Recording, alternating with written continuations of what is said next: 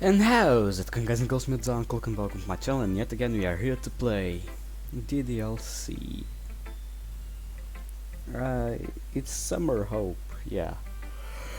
I'm quite tired, so this will only be one video. I will try to do 2 or 3 more modes, and then I'll skip to DDLC Plus. Because there's a lot of things we have to do there. So either way, let's keep going. Yuri sets out some teacups for everyone and starts making tea while the other 4 of us move tablets around in the middle of the room. I spot Natsuki wins a couple of times as we heave the desks around, and I spot a concerned glance which she does her best to avoid. I set out 5 chairs and we all sit around the table while Yuri serves the tea. Saya quickly scrabbles for the chair next to Monica, raising a chuckle from Monica herself. Okay everyone, now that we are all here, let's start by welcoming our vice president. Monica. We're all really glad to have you back. Yeah, kinda. Monica squeezed her hand for emphasis, and Sayuri turns a shade of crimson. Oh, so that's what she meant by already liking someone. Makes sense. I'm still glad to see you again. If you need absolutely anything, you have to ask. Yeah, don't sweat the small stuff, we've got your back. You guys, I'm so sorry. I'm sorry I ruined the festival for everyone. Sir, no one's concerned about that, come on. I am, we were all looking forward to it. Everyone put in so much work and I had to go and Sayuri grits her teeth, the painful memories clearly floating back to her. We all look at each other incredulously. What could we possibly do or say to come back from this? Fortunately, someone had the courage to at least try. Sayuri, no one here blames you for that. What's important is you are here with us, that's all of any of us want. There will always be other events for the club, but you are irreplaceable. So please don't worry.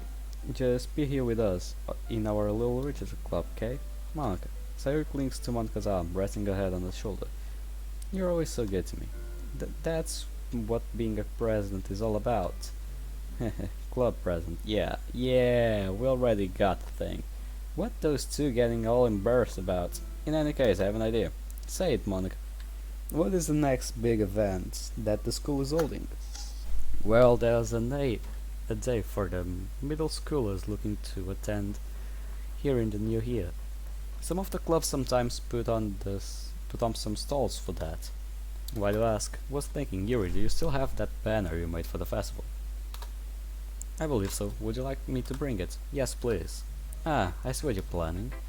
Sorry, do you have the festival pamphlet saved on your computer? Probably, I don't remember deleting it or anything, so it's likely to be just as I left it. Good, it will only take a little editing then. Huh? Well, I was thinking maybe we could just do what we were gonna do at the festival for that instead. That way our prep will have counted for something, plus it would be nice to have some fresh faces to take over from us when we graduate. What do you think? Okay, I love it. That's really thoughtful. It would be like our legacy, our permanent mark in this school, even after we're gone. Yeah, I thought you might like that. Monica smiles warmly at me. I've never seen her smile like this genuinely before. Genuinely. I think maybe the state of the literature club after we graduate has been preying on her mind. Maybe this help her get some closure when the time comes. Oh, I know. We could put together a little poem anthology for them to take away with them. Something physical they can remember us by. Maybe inspire them a bit. That's an amazing idea. I may have to tone down my poems somewhat. Perhaps some of your work is a little too major. Nasty poems would be perfect though. Wait, what? Yeah, style would be suitable for middle school kids. Excuse me? I agree, I think that would work as well. Definitely. Whoa, time out. You would best not be disrespecting my style. Actually, it's because I respect your style that I think you would be good at this. Huh. For instance, the language you use is simple, but the message is always complex and meaningful. Your choice of language means that you have the best chance of being able to pass those messages on to young people.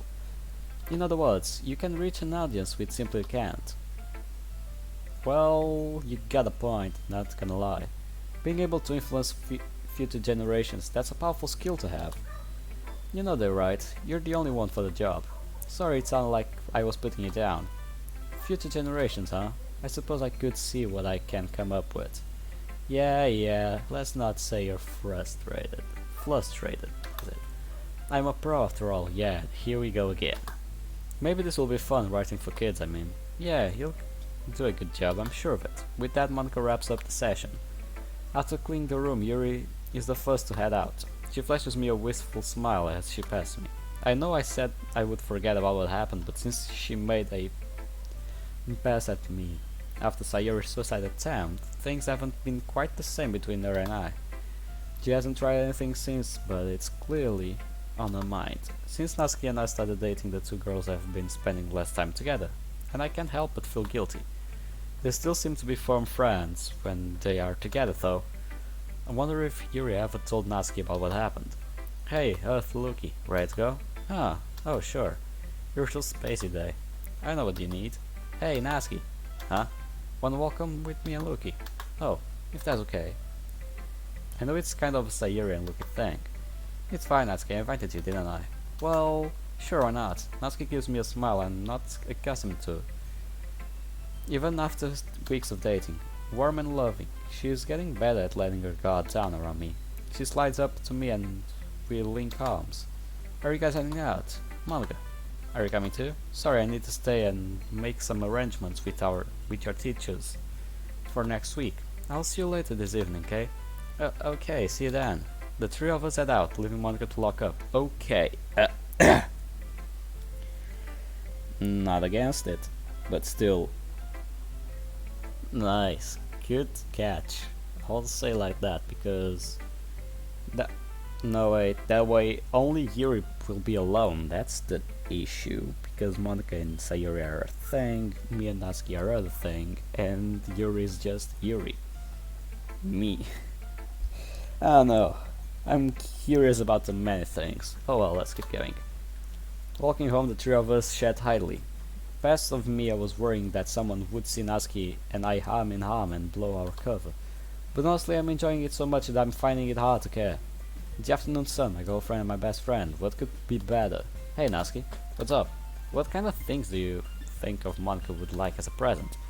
A present? What for? Well, it's just my parents are going away to work again and I was going to be all alone. But Monica said she would come over and stay with me until they come back. She's even transferring into my classes to look after me there. And she helped me out so much while I was in hospital. She came to visit me, brought me things from home, read my poems. She's been amazing. So I just wanted to get her something special. That's really sweet idea. Maybe I could help you bake something. We could, although I was thinking of something more permanent. Do you think she might like some jewelry? Jewelry? You're really serious about this being a special present, huh? Well yeah, she deserves it. You two are gotten really close, haven't you? Ah. I guess. I get it. Tell you what, I'll take you to some vintage store and see what we can rustle up. She would probably like something quirky and unique rather than something off the shelf. Really, thanks. I appreciate it. You two have fun tonight. Ah. Oh, here's my house. See you guys later, bye. What was that all for? Really? Man, you really are dense. Come on, let's go home. Natsuki walks on ahead of me, leaving me standing there confused for a few moments before following on. Dude, you're fucking dense. I kind of knew already what was going on. And this guy is so fucking dense that he doesn't. Come on, pal. We are not on the same page when we are the same person. I'm glad Monica is taken care of. Sayori though. Yeah, today has been really nice. I just kind of wish I hadn't figured out what was up with the way Natsuki has been moving today. This is my street. Text me later, okay? Natsuki. Yeah? When were you going to tell me why is that you're limping? I don't know what you're talking about. Then you won't mind putting your weight on your left leg then. What's your point? What happened? How did you get hurt?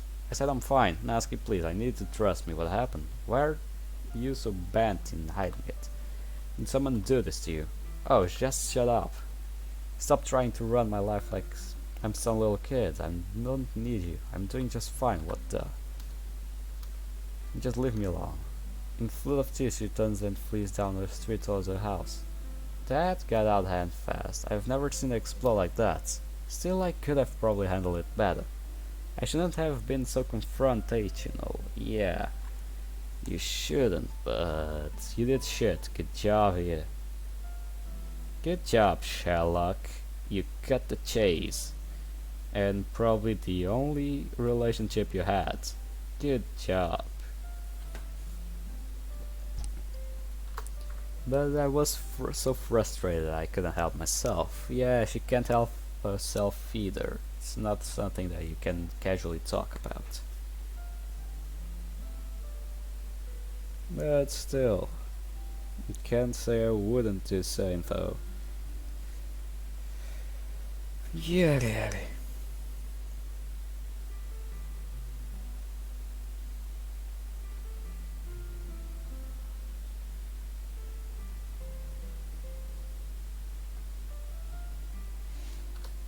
Something is clearly wrong, so why won't you talk to me about it? What is she hiding? Who is she covering for? Her dad?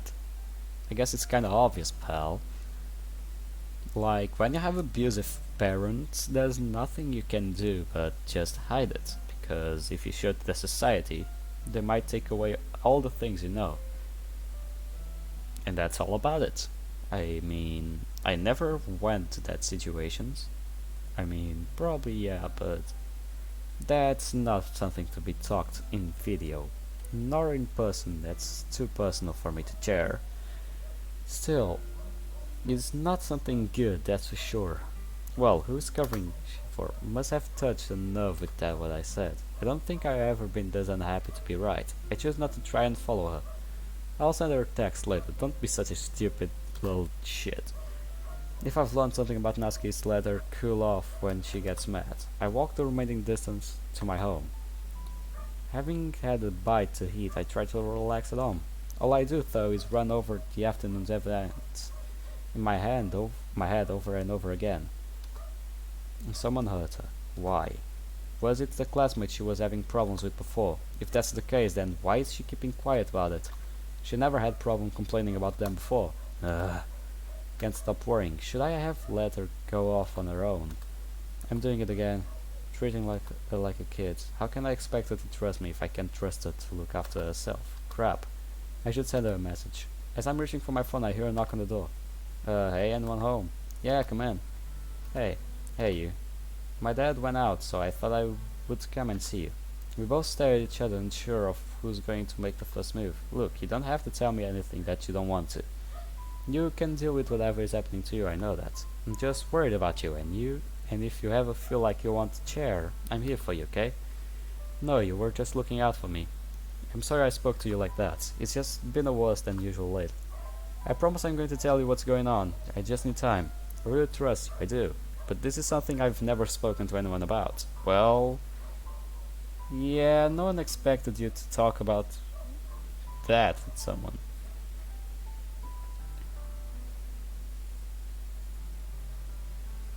So either way, good job, pal. You got her back the same way you got her off. Well, even Yuri doesn't know the whole story, so please be patient. I just smile and hold her close to my response. Heh. I wish I could just stay like this. Our lips meet and my hands rest on her slim waist. I don't know what's going on, but it's clearly something big. All I can do right now is just be here for you. If that helps, then that's what I'll do. Ah, crap, I gotta go before Dad gets home. I'll see you tomorrow, yeah? Looking forward to our date. Yeah. She heads for the door and opens it, but before leaving she turns and looks me straight in the eyes. Don't really know why you put up with me sometimes, but I love that you do. I gotta go do something. Before I can respond, she throws herself through the doorway. She closes the door behind her, leaving me rooted to the spot, incredulous. Why do people keep doing that to me today? Well, because you're a moron, and you fucking dance.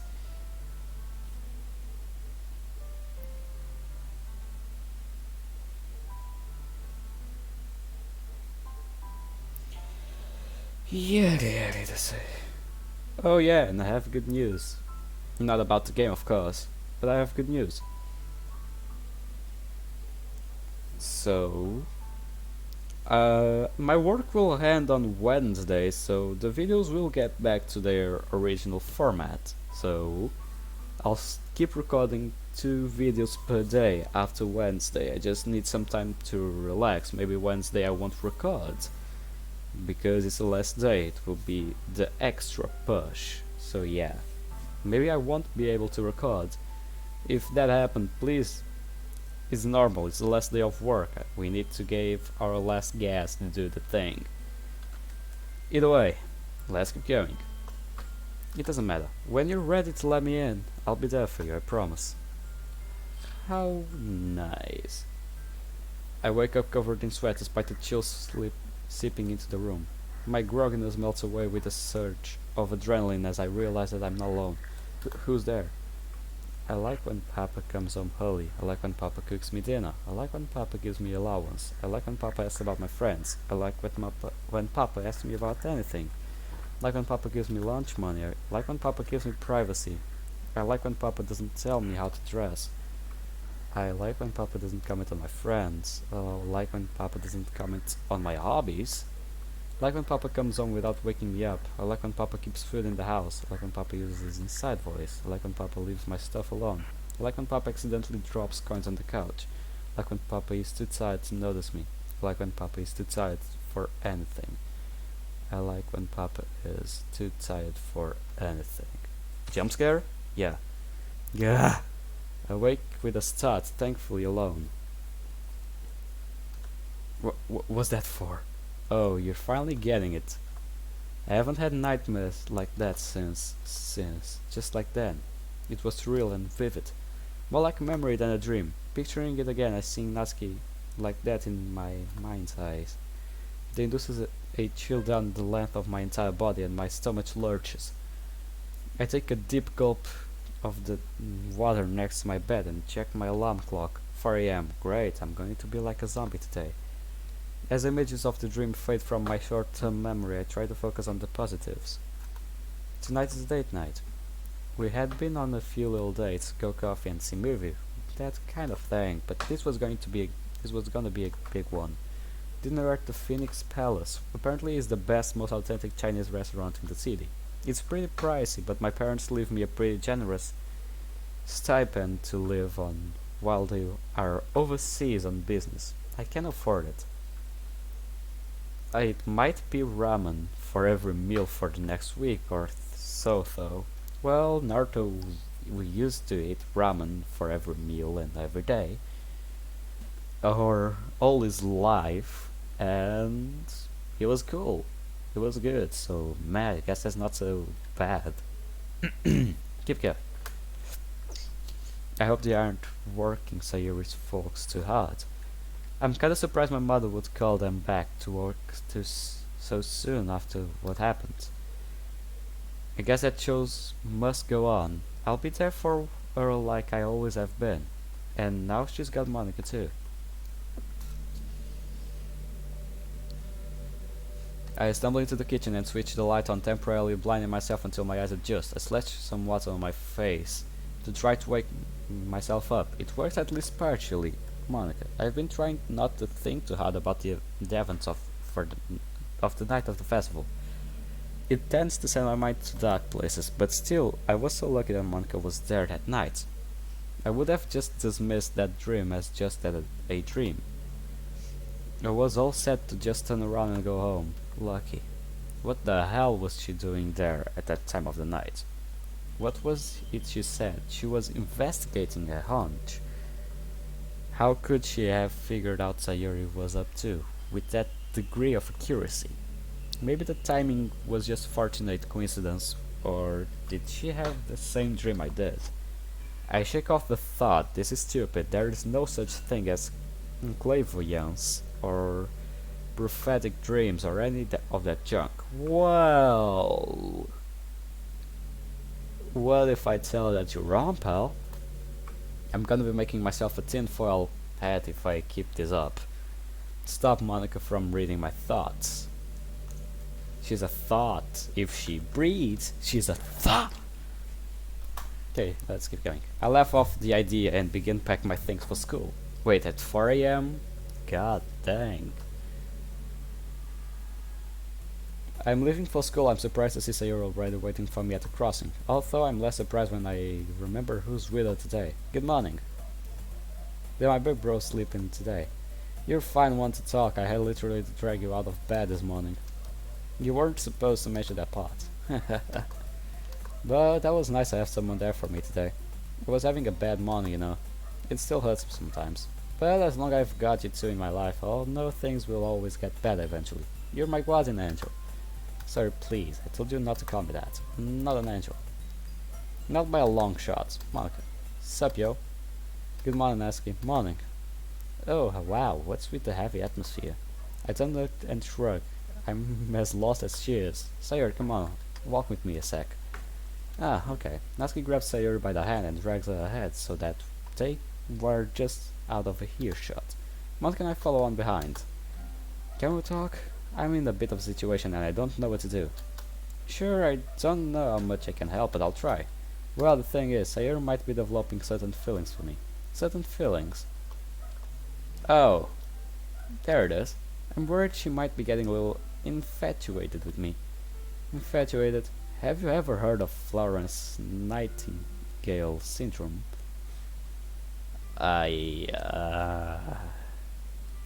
What? Have you ever heard of Florence Nightingale syndrome? What the fuck is that? Let me explain. It usually refers to a situation in which caregiver develops romantic feelings for a person in their care. However, it can also refer to the opposite situations, whereby the recipient of the care develops romantic feelings for their caregiver. Do you think that's what's just happening with her? I do. In both directions, I think. Both. Keep it down. Yes, both. I did something stupid last night and I think I just made everything worse. Huh? I kissed her. I don't know what I was thinking. We were just sat on the couch talking about how she was doing on her medication. She said something goofy like, "You're all the medicine I need," or words to that effect. And I just went for it without even thinking. I'm supposed to be there and help her deal with the depression, and in a single day, all I've done is made it awkward. Now I don't know whether she really likes me like that, or if it just is an infatuation. At the same goes for me. What a mess. So yeah, you know her better than anyone else. Any ideas? Or have I just ruined everything? Honestly, I think you should try just talking to her. I was expecting something a little more profound. Did it have to be? When she tried to kill herself, Natsuki and I just assumed that was going through her head. We completely misunderstood the situation and ended up torturing ourselves for no reason whatsoever. If we would have just had the courage to just speak to her, we could have avoided all the heartache. Just be straight with her and she'll do the same for you. She doesn't respond well to people going out of their way to protect her feelings, especially when they don't know what her feelings really are. So just say something to her instead of assuming that she's feeling, instead of assuming what she's feeling. If nothing else, she'll respect you for it. That's actually pretty insightful. Maybe you're not as dense as you make out. Thanks? Why do people keep calling me that? Because you're a fucking dense, you little shit. You really are. Still, you're not that bad, you know. Not good. You're a good pal. Glad I could help, I guess. And what are you two conspiring about? Conspiring? You two were the ones who ran off ahead with the explicit purpose of talking in secret. That was a girl stuff. Hey, I'm a girl. And well, looky here isn't exactly Captain Macho. Excuse me? Well, ouch, I even felt that. I did felt that one. It was harsh. Come on, Monica, you can't be like that with us. I totally think of him as one of the... God dang it. I'm not a Captain Macho, but still, I'm a man.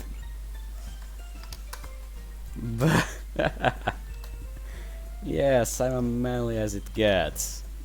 Says a guy who uses concealer and conditions his hair every night. Well, A man needs to keep his beauty still.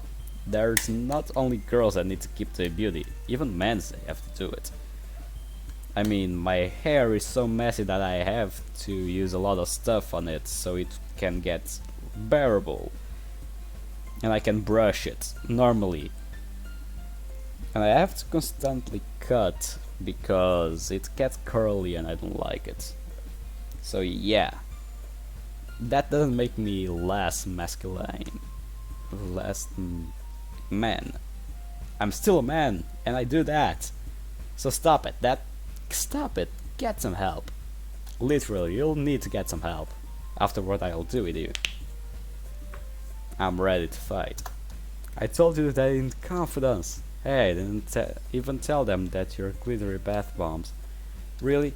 Oh, come on! So, how bad time to mention how much he liked playing with my dolls when we were kids.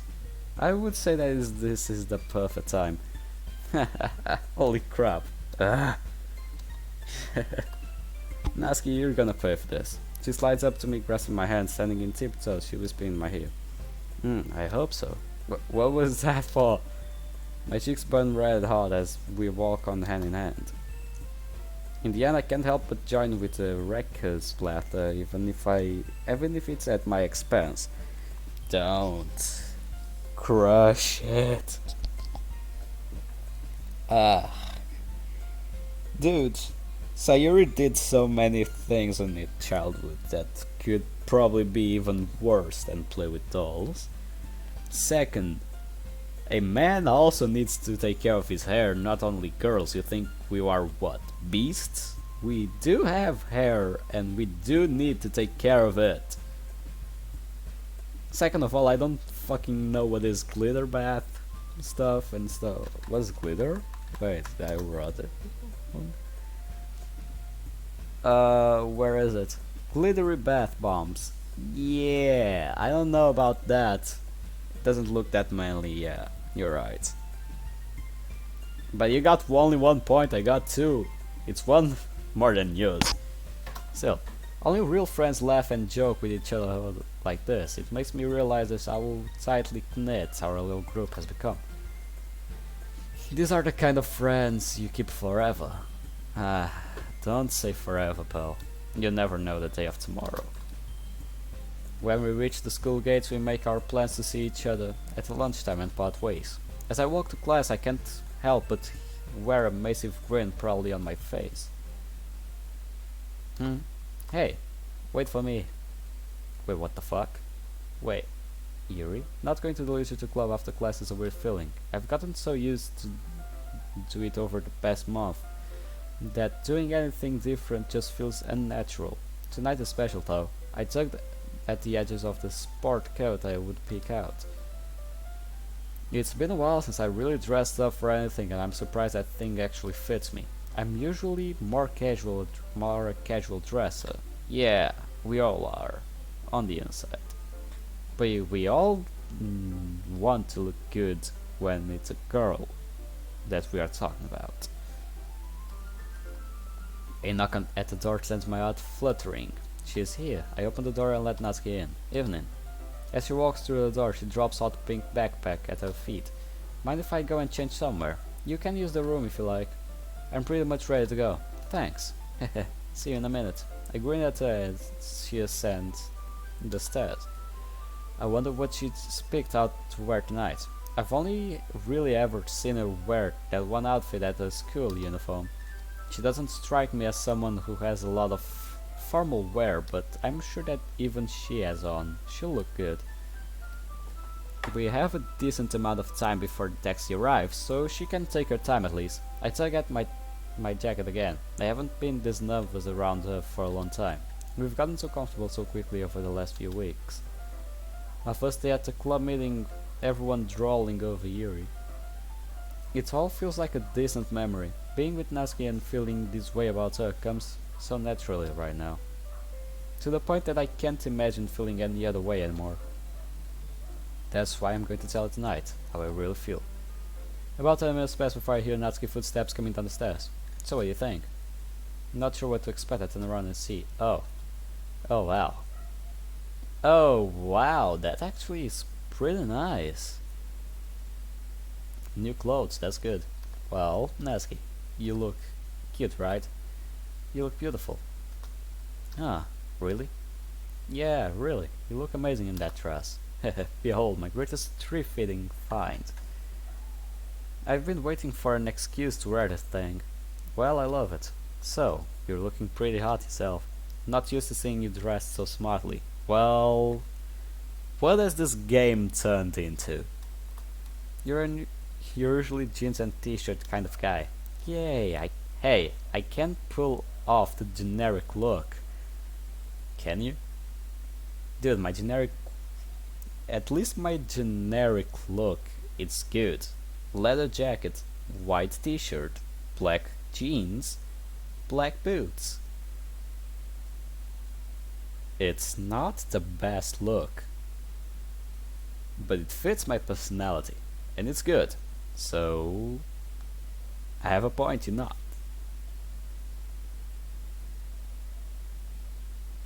Either way, let's keep going. Yeah, you can. The honking of a horn outside signals the arrival of our transport for this evening. Whoop, I think that's us. Yup, you ready? Am I ever? Let's eat. As our taxi makes his way across the inner city, the sun begins to set. My nerves are really starting to fray. I wonder if Natsuki is this worked up. Looking across at her, we smile shakily at each other. Guess she is. We hold each other's hands and I instantly feel a wave of calm wash over me.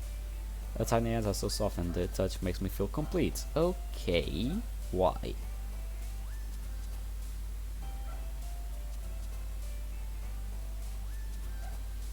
I mean, yeah, I know why, but why? There's nothing to worry about, tonight is going to be great. The taxi pulls up to the building housing the restaurant, a large hotel in the middle of the city. We would be heading for the top floor. I help Natsuki out of the taxi and we head inside.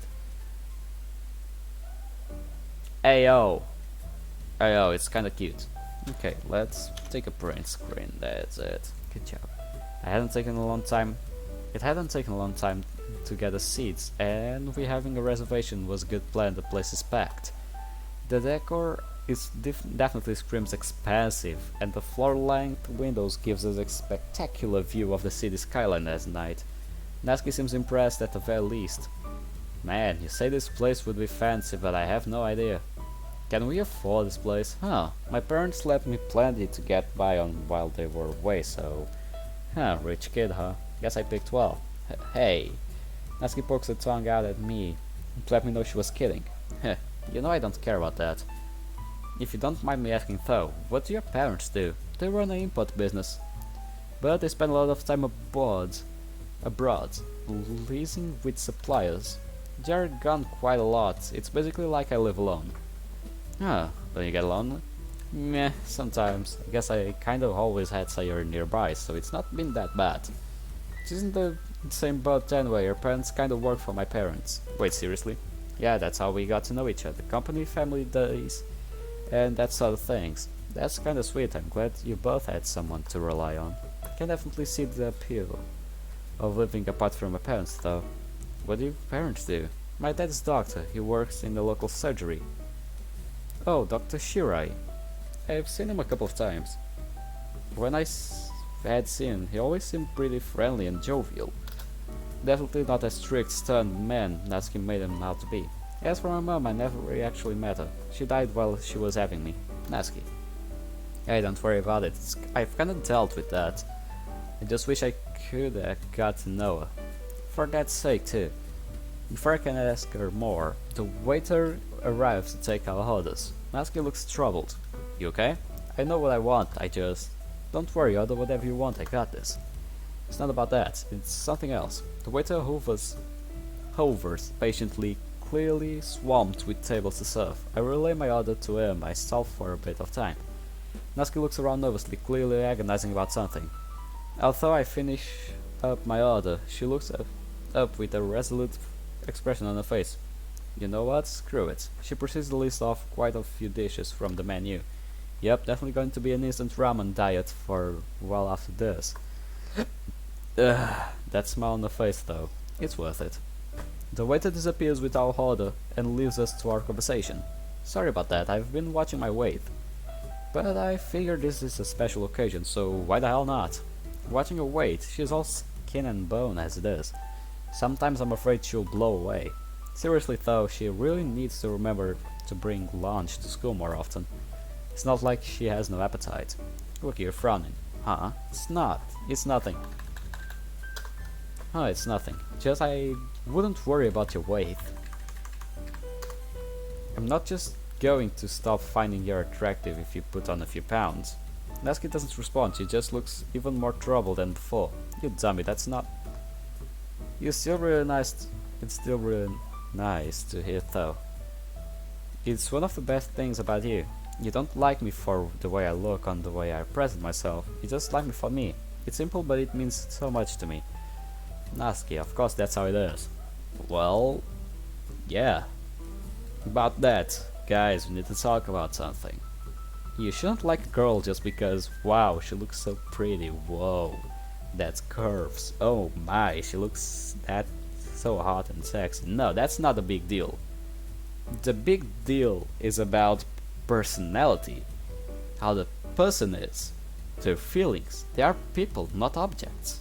Why would we try to choose them by how they look and not by how they are? Think about that. I know it's not been that long and things have been moving pretty fast, but you're really special to me. My sentence is interrupted by the arrival of food. That was quick. The veritable feast appears before us on trolley of heaping noodles dishes, exotic looking soups and seafood still sizzling on a skillet. Neither of us can help but look in a oh as the dishes are transferred to our table. It still surprised me how much food a girl of her size can pack away. She's managing though. Not sure I've ever seen her this content. Okay, wait a bit.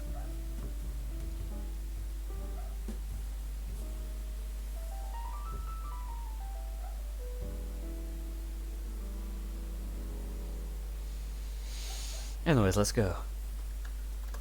She wolfs down her food with gusto, ecstasy, groans emanating from her every so often, drawing a few looks from her fellow diners. Don't care what they think, she's enjoying herself. After we're done, the table is cleared as quickly as efficiently as it was set. Holy crap, that was so good. I could totally eat you every day. That's my panic expression raised a chuckle from her. But then it wouldn't be special, would it? Thanks. For the night, I mean. It really was special. After this, it is okay. It's okay if we get back to yours for a while. Isn't your dad expecting you home? Nah, he thinks I'm at Yuri's. I mean, who knows what he would do if he knew I was out with a boy. Damn it, he always seems so straight. Hey, yeah?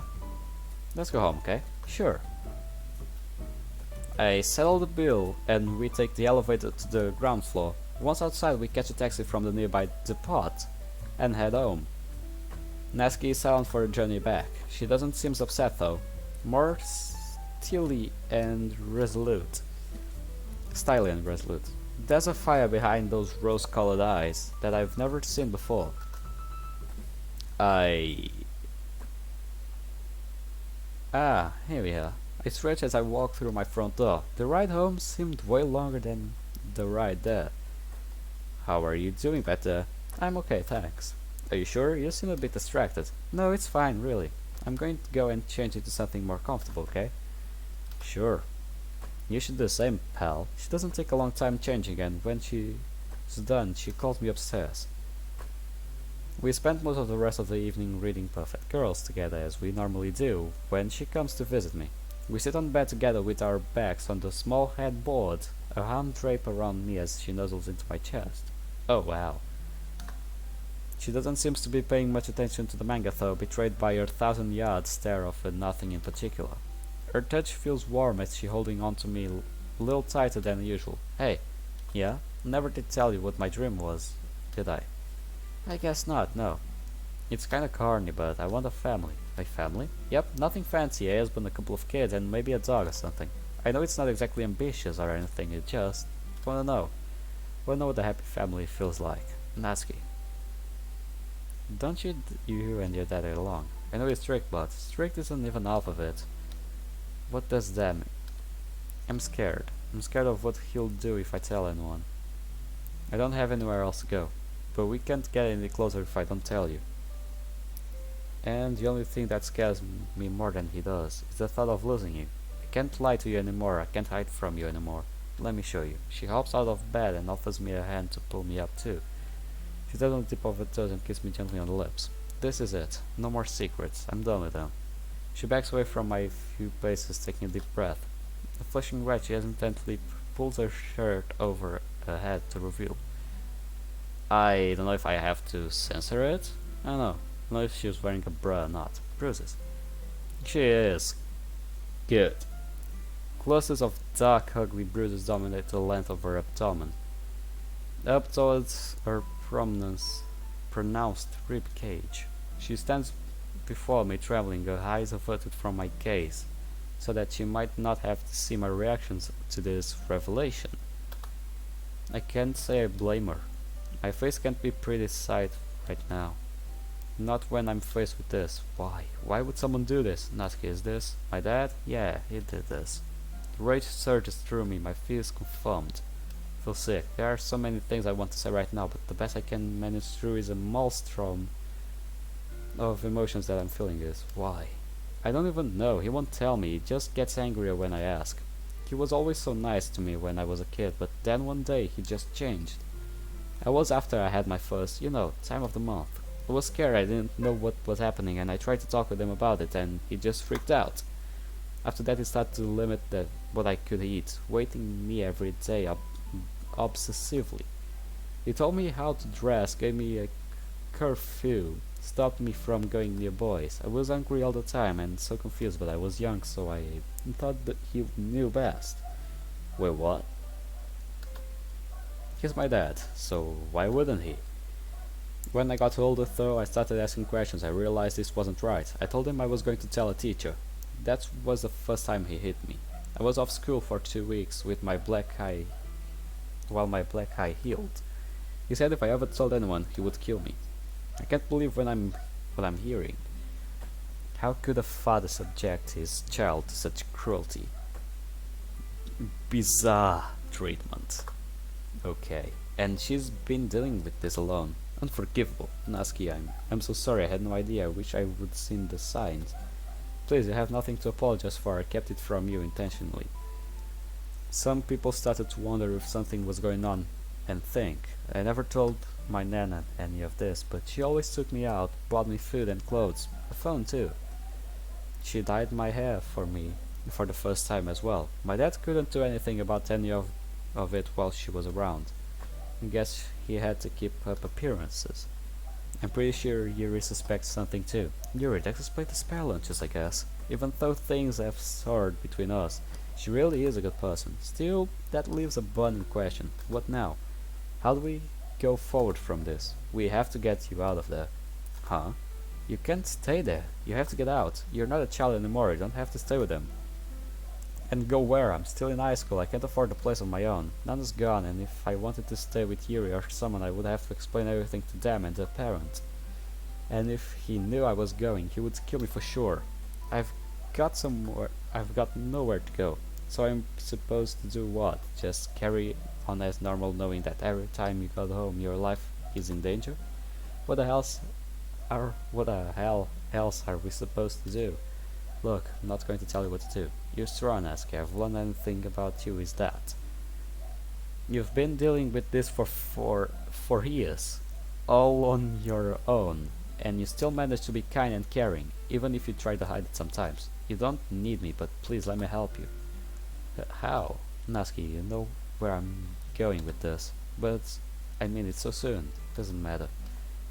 This is bigger than us, than our relationship. This is about your safety and well-being. Even if that puts a strain on as a couple, giving you somewhere else safe to live is so much more important. So please, come and live with me. You're wrong. What do you mean? About me, you couldn't be more wrong. I do need you. I've been on my own for so long now. When you came along, I've changed everything. It's changed everything. I've never felt like this before. I love you. Love you so much. I'm going to dress, okay? Not gonna let you down. Promise. Love you too. So corny, you dummy. You love it. Damn right I do. So, do you want me to let you get dressed, or... Nah, huh? Remember my dad thinks I'm staying at Yuri's. She nods towards her bag, protruding from the top. The sleeve of the school blazer is just about visible. I was never planning going home tonight. I'm frozen to the spot, my mouth agape. As she begins to take... Oh, I realize her. Oh. Does it have any images? Because I have to censor that or cut it off. Yo. Sunlight streams through the gaps in my curtains, waking me gently. Yo, yo, yo, yo. If something jumps on my screen like something plus 18, I'll be doomed with YouTube. I already got a strike because of Sayuri's cosplay. It's because of Sayuri's trying to hang herself, and now I'll get one again if something happens. 6 a.m. still a little while before I have to get ready. As consciousness returns to me, so do memories of last night. I smile to myself as I look to my side at a sleeping Natsuki. Last night was really a roller coaster. The date, her injuries, and then I reach out and stroke the side of her body. Her skin softens. And what? Soft and supple. I don't know what that means, but might be something good. She's not just my girlfriend anymore. She's the woman I love, and I will protect her. Those bruises on her stomach.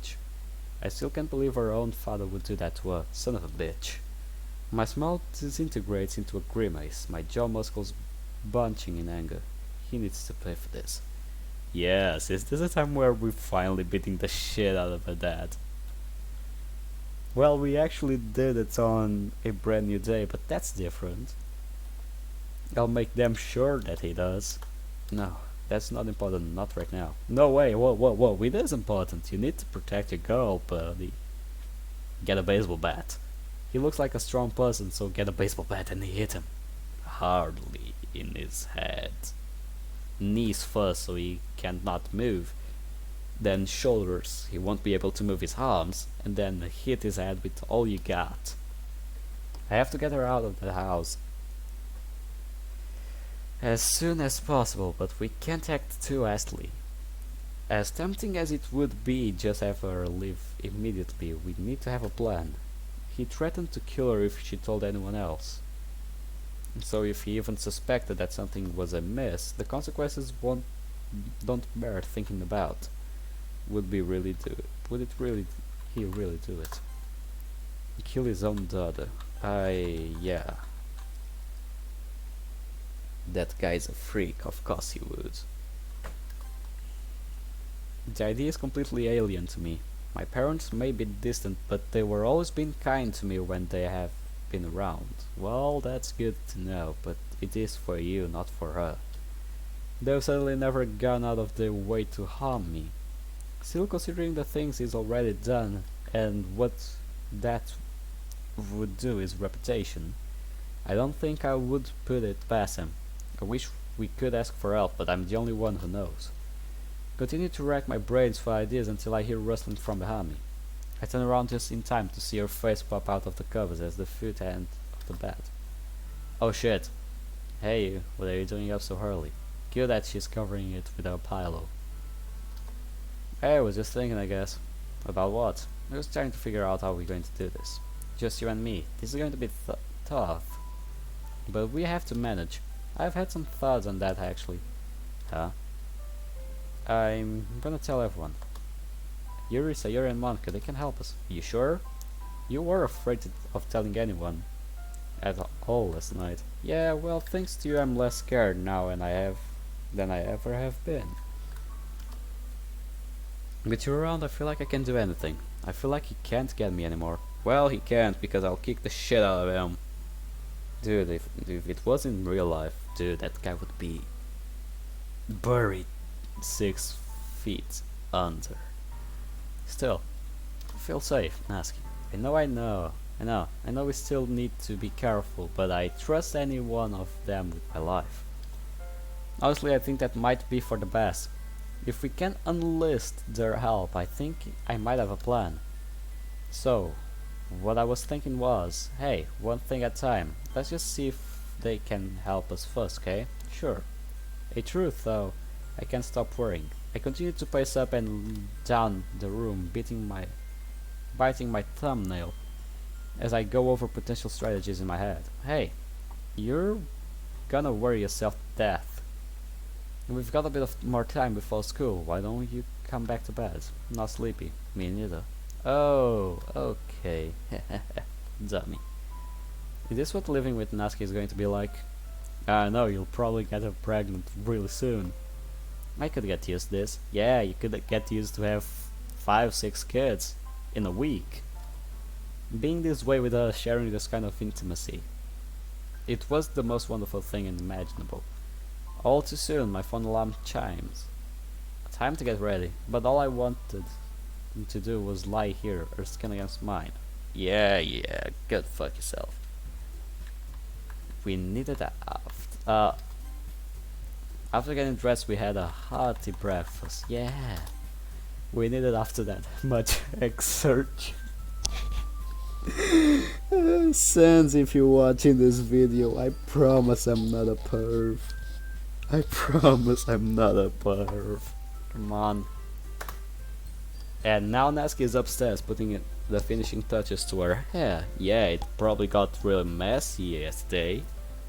It might have gotten even a little bit of white on her hair. While I wait for her to emerge from the bathroom, I sit and try to watch news.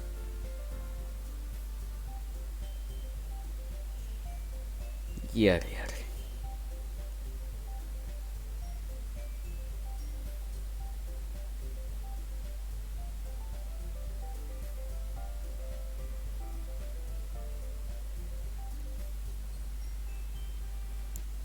Okay, this is serious. Serious time, serious matches. Okay. While I wait for her to emerge from the bathroom, I sit and try to watch the news. Can't focus though. I can't help but agonize over the coming days. Planning and replanning. It's almost coping mechanism in and of itself. It's like Akashi.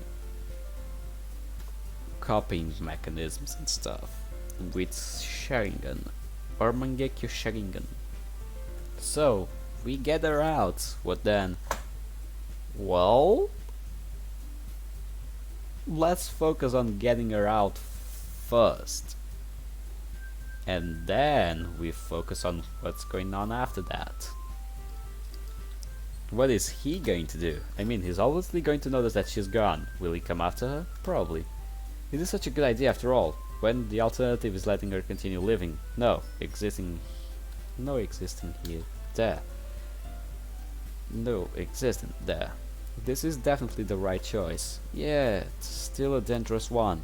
That said, he likely doesn't know who I am or where I live, so we've got that on our side. My train of thought is violently derailed by a loud knock on the door. What?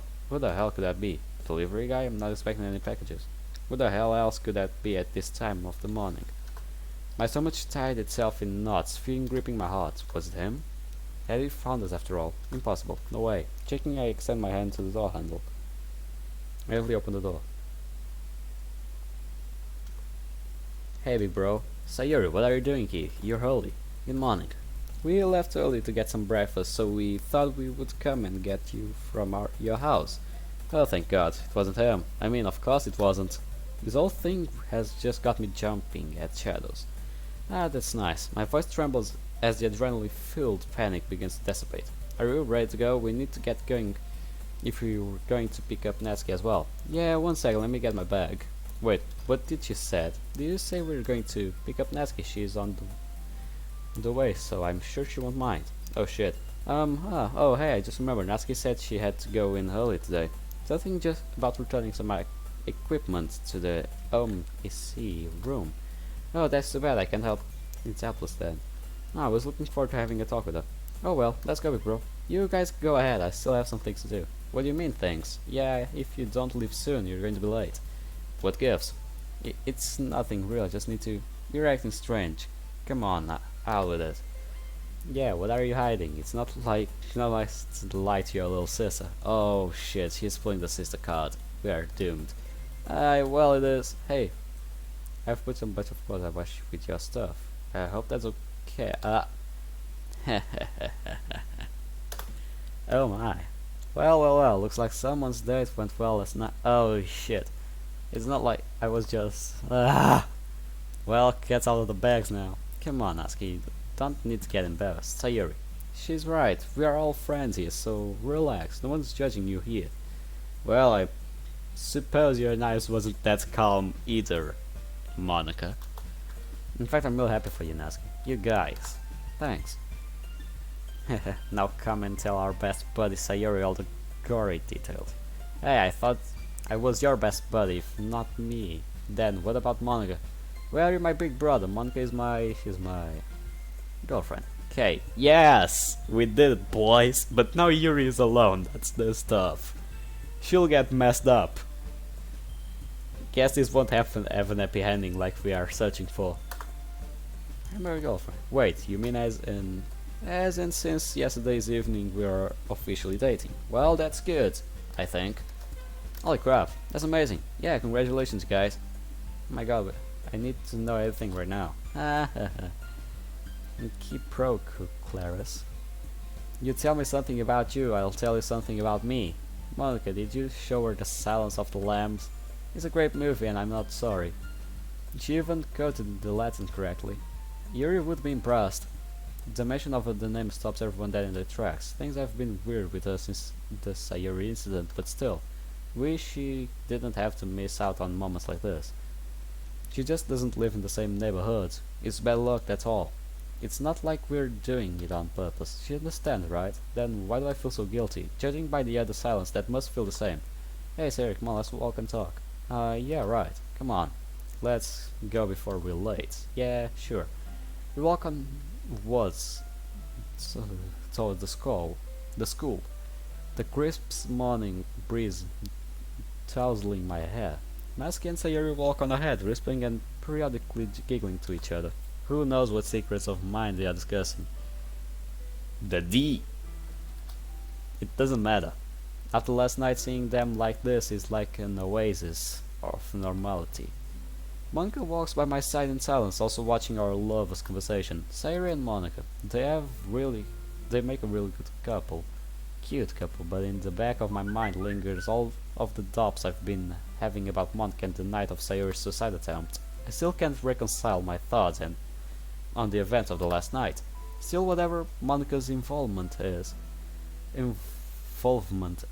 I can't help but think her intentions are pure. Together we would save a life. I talked with Sayuri just like you said. It went well then. Eventually, yes. We talked and talked late into the night, trying to figure out what we were feeling. And you know what? We didn't actually come to a conclusion on that. You didn't, but we couldn't figure it out, but we realized that we didn't really need it to. Not yet, anyway. All we knew was that there was a spark of something between us and that we could just ignore it and stay friends to take a chance and see where it goes.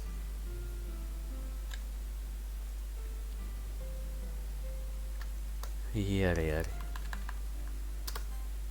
As you can see, we decided to give things a chance. We don't know where this is going, but we just had to try. I'm glad, I really am. Sayuri deserves to have someone like you. Thank you. She thanked me again and again, but I get the feeling that she's not talking to me anymore. Yeah, you did this, didn't you? You did this for me. You gave me a romance option. Well, yeah, I kinda did. I did it, didn't I? Well, this video will be stupid and all because I know she can't hear me, but still. Look, I know we didn't have the best start, since, well, you kinda killed the girl I liked. You killed all of them, by your own intentions. But I was selfish in trying to take you off the picture because you just wanted to have a road for yourself, but you never really got to have one. So I thought it was going to be a good idea of reconciliation if you can like say it like that. Not good it was though, but still. I'm sorry that I made such a big of deal about you. You're not a bad person at all. You just needed something to keep you completed. Guess we found that thing. Hope it lasts. Still, I don't know. Just feel like I'll never be able to to apologize as much as I would like to. But still, I don't know. Just feel bad that you still like me the way I am after all I did to erase you. I'm damn sorry. It was not supposed to be like this. I'm sorry, Monica. This is all I had to tell her now. She can't hear me, but I think somehow she knows what I'm saying. Since she can actually hear me because she controls my PC, kinda. So yeah, that was it. You gave me a romance option. Granted, it isn't that what I expected, but I'm so happy. Never thought I could love anyone but you. Never saw these girls as really real. Not until after you deleted me. And in my absence, I already begun to do the exact thing that I had just done. At that moment in the limbo for your recycled bin, I realized that I wasn't expectual. All of the girls had the potential to do what I did. So I shut everything down, just so I didn't have to see Sayuri commit the atrocities that I did. Maybe even then I already started to fall in love with her. And then you came back, you changed the game and gave me another chance. Gave us all another chance. It's all thanks to you. Thank you for everything. Guess I know how you feel now, falling in love with one of these girls. What's so funny? Oh, nothing, just thinking about how this is the happiest I've felt in a while. Yeah. This guy didn't heard about what I said, did he? I hope it didn't. Still, let's go. Me too. Before long we arrive at school, class pass as usual. Never seem to be able to remember anything from any of my classes, but I always seem to get decent grades. Maybe it's just a natural talent. Time for the two club rolls around as it always does. Let's go. The agenda consists mostly in an open day planning, but I think things might have to take a different turn today. I'm going to tell everyone. It's time to start putting out a plan into action. In the usual fashion, Natsuki and I entered the club room together after class. To my surprise, though, everyone was there on time for once. Well, you too. Is everyone ready to begin? Yay, open day planning commands. I'm ready whenever you are. Yuri clutches a spiral notebook with Bretta's poems written on the front. Looks like she's been doing a lot of prep work already, especially compared to what Natsuki and I have contributed so far.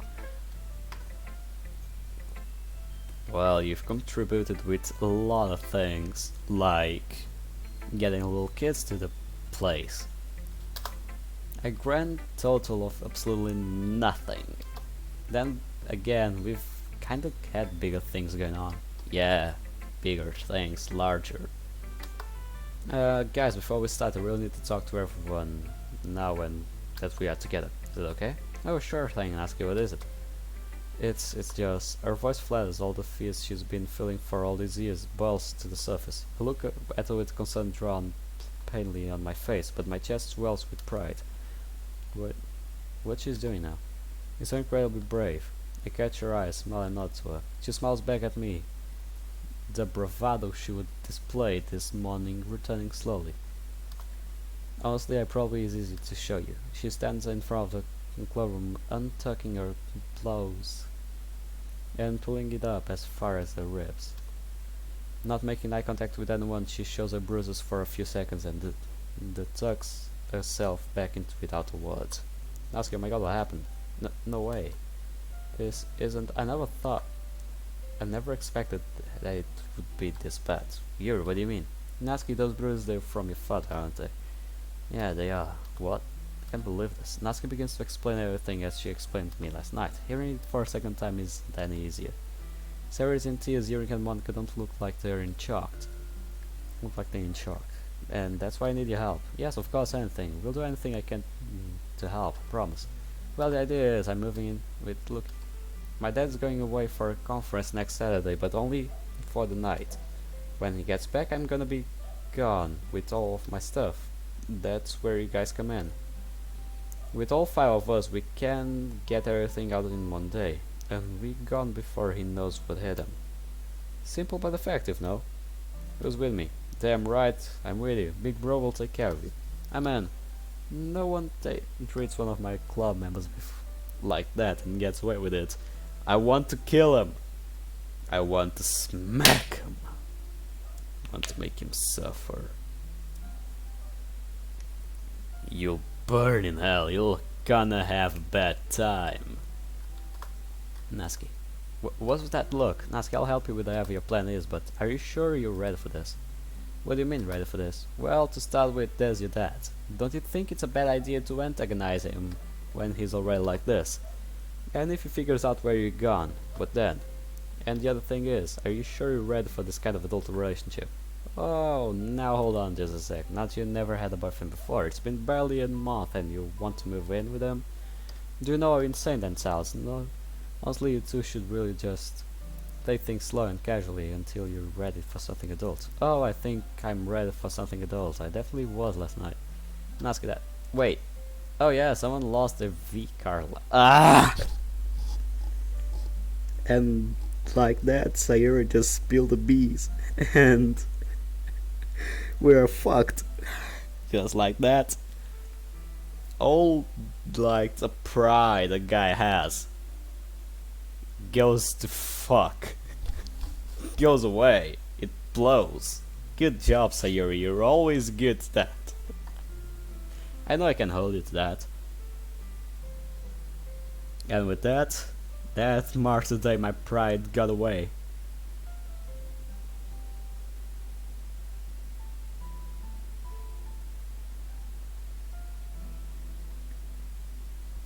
Yeah. Still.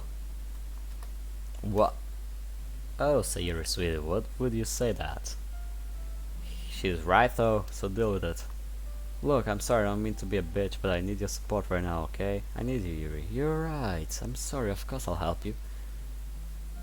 She's up to something. She's really up to something, I know, like Monica was. It was that same glare. She's up to something. I just hadn't realized how close you and look had gotten. Misread the situation. Yuri, thank you, I mean it. The two girls share a warm embrace, the tension in the room instantly melting. After that, the club meeting continues as normal. You read some of her new poetry. She's done pretty good job at using simple languages. I still need work, but she's made massive leaps. As the meeting comes to an end, we say our goodbyes and start to head home, leaving Yuri to lock up. This isn't how it was supposed to happen. This isn't what I was promised. Please, show me again. Show me what I have to. What? Knew it. We spent the next few days laying low, waiting for our moment to uprooting, just acting normal. Walking to school like normal, talking to my friends like normal. Taking classes like normal, eating my lunch like normal, yeah. Going to literature like normal, planning to the open day like normal, debating with Yuri, doting on Sayuri, sharing sights with Monica, holding Natsuki's dainty, soft hand, all like normal. My normalness of it all is exhausting. With Sunday looming large in the back of my mind, the enormity of what we're undertaking, not to mention the potential consequences. Not being able to act until then, it's forcing my mind into a feedback loop, saping my energy with every cycle. You want to kill him as much as I want to, so why don't we just do it? We did with Dio Brando! And Dio Brando was a fucking dad. Not being able to act until, yeah, I know. A cycle of planning, worrying, and reassuring. It's tortuous. Yes, it is. As I is seeing her to the end of her street every day. Seeing her beautiful smile and turn walk away from me, towards that place. The home she shares with him. Her tormentor, her torturer. You just want to take her away right now. Just live in our own private little world, somewhere he can get to her. He can't get to her. Get to manage what she must be feeling right now. It will be over soon, though, just a little longer. That's the only strand of comfort I can cling to right now. Oh, I bet if Yuri tries something, I'll kill her. Saturday has arrived. Finally, I can transfer all the nervous energy I've been building to something constructive. Yeah, beat the shit out of him. That's constructive, at least for me.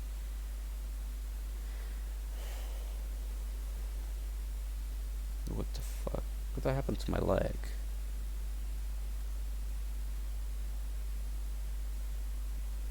Well, I'll take a look at this later, but it's hot. How did my leg got this scar? It didn't have it. Oh well. Finally I can transfer all the energy I've been building to something constructive. And the best of all, Natsuki is coming to live with me today. My mind drifts back to the night of our date. Man, the neighbors are going to hate us. Ha ha ha, acting like a big boy. You're not even 18, buddy. You're not ready for the consequences. We're just having a good time. She's not quiet about it. Hey dummy, what are you doing? I'm checking for my reverie and my face is flushed from impure thoughts. Natsuki places a box she's carrying at my feet. Come on, this is no time to be daydreaming. Is for the bedroom? Yup, we are almost done. Just one more trip with the five of us should do it. Natsuki don't really have a lot of stuff. I still have been struggle with just two of us, but still, the five of us had coordinated well and the tasks proved surprisingly quick to tackle. We should celebrate together after this. Everyone done such a great job, even Yuri despite her initial opposition to the plan. I feel a tug on my sleeve. Hey, what's going on with that head of yours? Nothing, just getting distracted. Come on, let's go and get the last few bits and pieces. Yeah. We all make the last trip over in record time. Monk and Sayuri head off in a fairly short order. I can hardly hold it against them. It's their first weekend together as a couple after all. I'm feeling it's still fairly fresh in my mind, so it's understandable. That just leaves me, Natsuki and Yuri. Shall we make some tea? Oh yes, love the cup. Yes please, I'll make a pot then. Thanks Yuri. Why are you doing that? I'm gonna have a quick shower, I'm all gross from moving stuff. No problem, see you in a bit. Natsuki heads upstairs while Yuri and I boil some water and make a pot of tea. Sitting around the kitchen table, we pour ourselves a cup each other while we wait. Yuri, thanks for today, I mean. Hey, I know you didn't like what we had planned, but I also know you said that you said because you have Natsuki's best interests at heart. Thank you for being there for her, even if it means we disagree. That's not it. That's not it at all. I've not been myself lately. What do you mean? I know how I feel about you, and that hasn't gone away. I thought it would come to terms with it. I would come to terms with it, but every so often all I feel is anger and jealousy. But it's not me, it doesn't feel like me. It's like I have no control over my body anymore. I'm trapped inside and screaming at myself to stop. You probably just think I'm making excuses. No, Yuri, I don't. I think back at all the horrible stuff that's happened to us recently. There is a really good chance that she's experiencing some serious trauma as a result of that all. That kind of friend would I be if I just dismissed that? I promised myself I would rebuild bridges with Yuri, and now it's the time for it to start. I believe you. We'll do whatever it takes to get you through whatever it's you're going through. I'll make sure you always have a friend to talk to. Maybe you could stay with us some night and we could walk to school together. I like that a lot. And maybe in the club we can finally read that book together. That would be lovely. Thank you. Anything for a friend. A friend, yes. That will take some time to get used to. Lucky to have someone like you. Your wistful look doesn't escape me. There's a bound to miss some awkwardness into the coming weeks. But we'll get through it. Eventually Natsuki rejoins us and we drink tea together. Seeing the two of them talking and languaging and laughing together. Languaging? Why would I say that? What the fuck?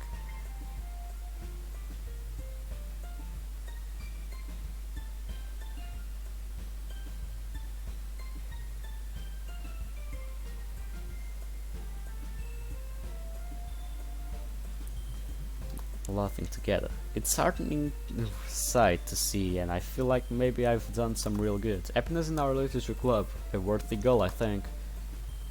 The time eventually comes for you to go home. The sun is just starting to set. And now begins our first night together, living under the same roof. The impure thoughts are back. I wonder if she's having them too. Oh shoot. Hey, what's wrong, Natsuki? Have you seen my coat? I've looked through all my clothes and I can't find it. I don't remember seeing it while we were packing actually. Ah crap, I must have left it behind. I'm gonna dash back and grab it. Is that time before? Ah yeah, he's not due back until early tomorrow morning. Oh good. Well, I'll see you in a while then. I'll make us some dinner when you get back, eh? Hey, such a good wife. I'll make you pay for that. Definitely looking forward to that. My cheeks flushed a grin, involuntarily. I'll see you later, okay?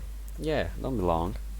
As she heads out the door, I start rooting around the kitchen, gathering the ingredients for the first meal under this roof. She won't be back. I have a feeling. It's been an hour. She can still be looking for the coat, can't she? Only 1 hour 15 minutes. Is she okay? 1.5 hours. Where is she? I pick up the phone and select an ASCII number from my contacts. 2 rings and the call is answered. Suffer! And then silence. The voice was distorted and muffled by static, but there's only one person that could have been. I run to the door, my heart pounding a million beats per minute. Let's go. I fling open the door, and the only light emanating from my porch. I squint onto the darkness each time to see shape shambling off the shadows, becoming more and more recognizable. Oh no, no, no, no, no, no, no! Knew it! The shape stumbles into view, beaten, broken. The deep laceration on the chest, spewing blood, only to be washed away by the rain. No. No, no, no, no. Natsuki, what happened?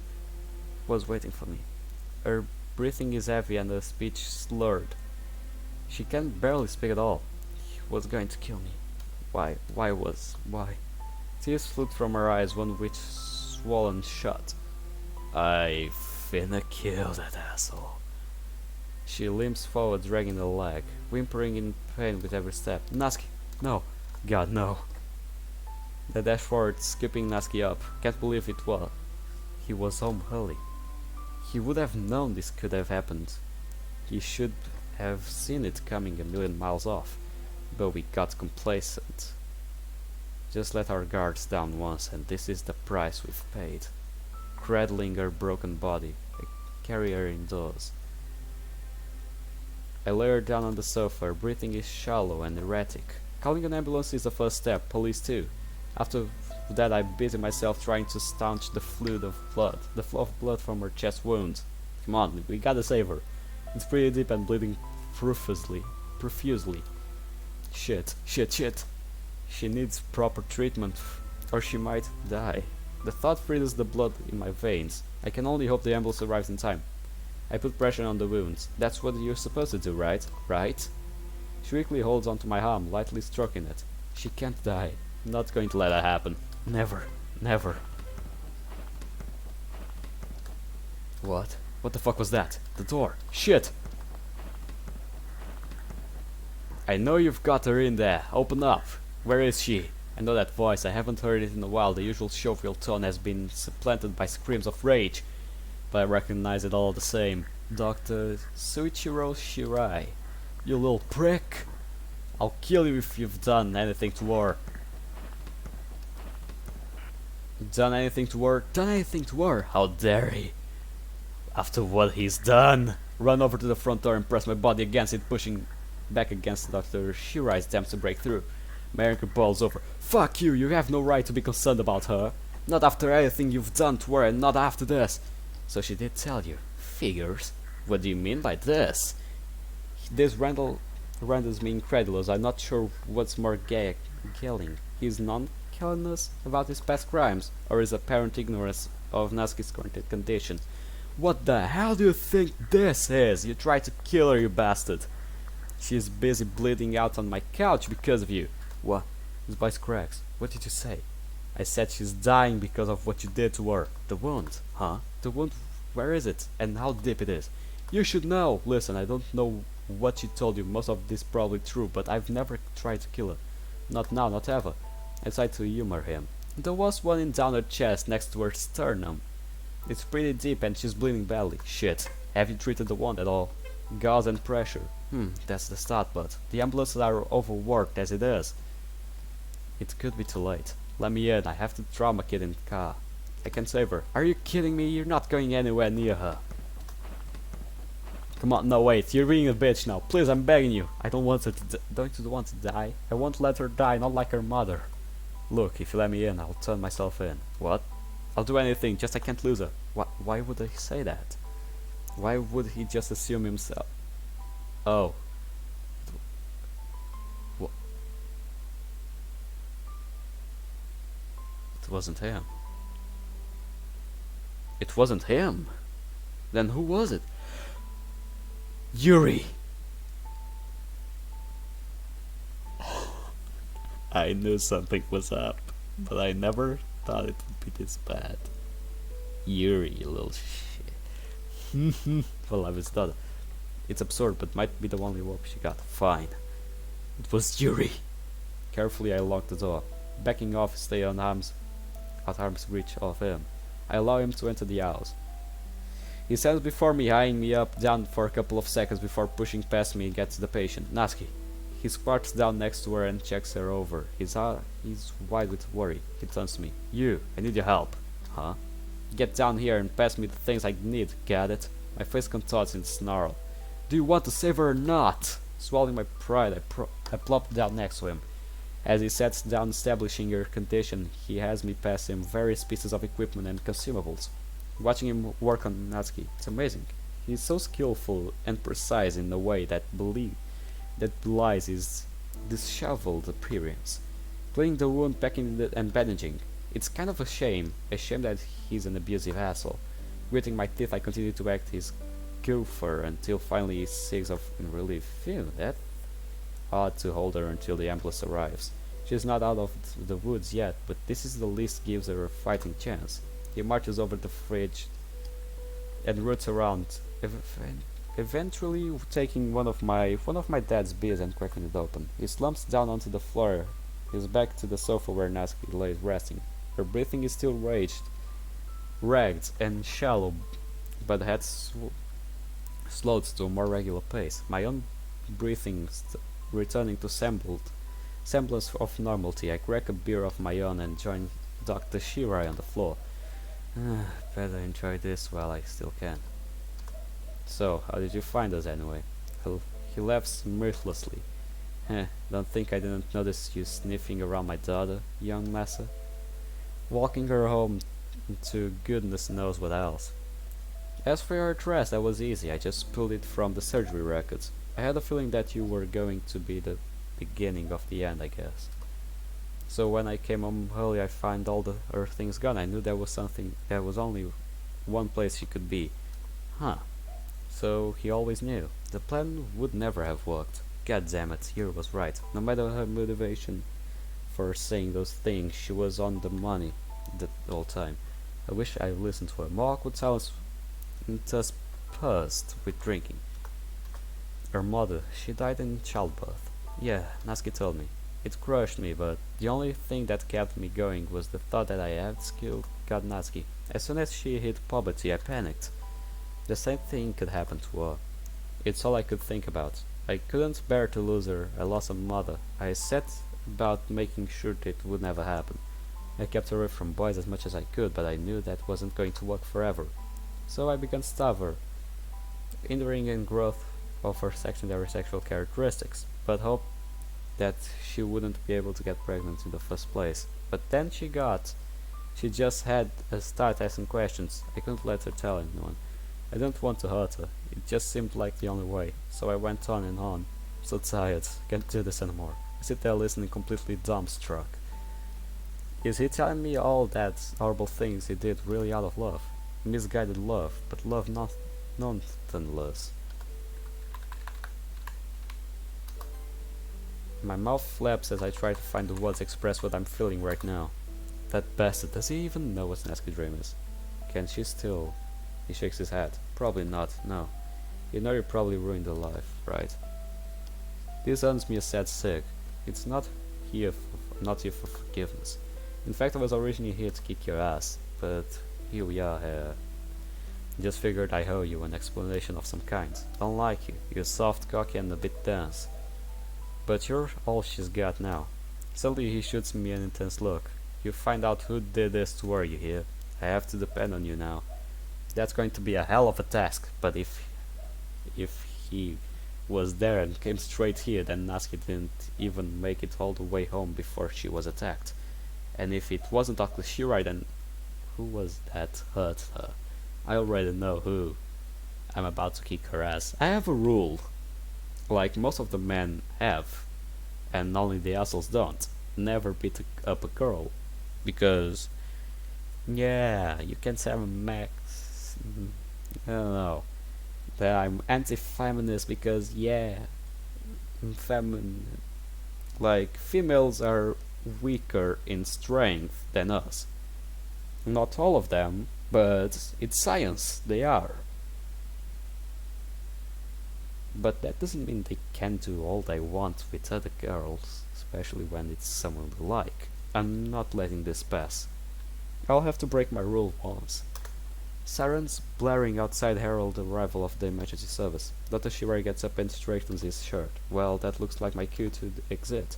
What? I thought you were going to turn yourself in. Come on, I think we both know there's only one way this can end. Look after her, okay? Don't let her die.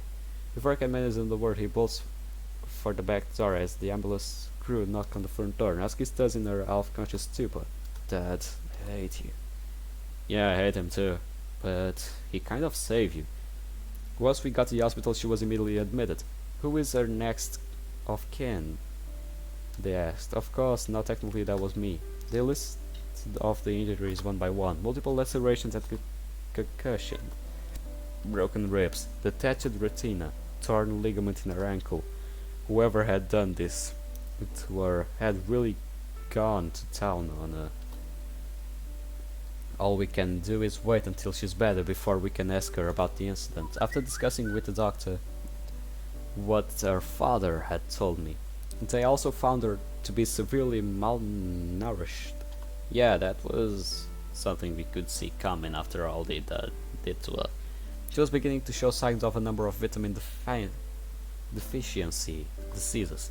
She was still unconscious when I left, but the doctor was sure that she would make her feel recover. The first doctor she would see in 18 years that wasn't her father. That thought still hasn't sunk in. When I arrived home, the police were waiting for me. Yo! They would found me Dr. Shirai dead in his home.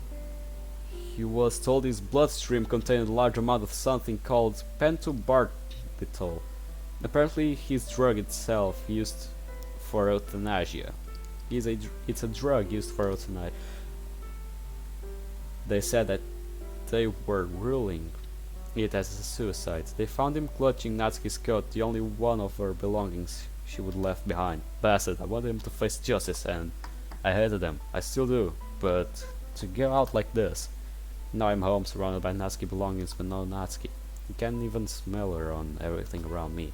It's maddening. The dreams I've had of what would be going tonight have quickly been rendered to dust. And so I spent the night alone, staring at the ceiling, wishing she was here. I'm tired. I'll do all this mode now, because we'll have to beat the shit out of someone today. 1 month. 1 goddamned long month. But she's finally coming home. The bell chimes for the end of the class and everyone gets up and moves except me. I'm so exhausted from waiting for this moment that now that it's here, my feet refuse to move. As everyone flitters out, I slowly rise on my feet and begin to shuffle towards the door. She's coming home today, at long last. I smell to myself and then out in the corridor. If Yuri appears, I'll kill her. People move all around as if slow motion, their chatter blending together in a deafening clamor. It's like white noise, but something rings familiar amongst the racket. A voice I know. Hello, it's been a while. Oh, hey Yuri. Hey, you're right. I hadn't been with the club since they attacked. Every evening I spent by Natsuki's side instead.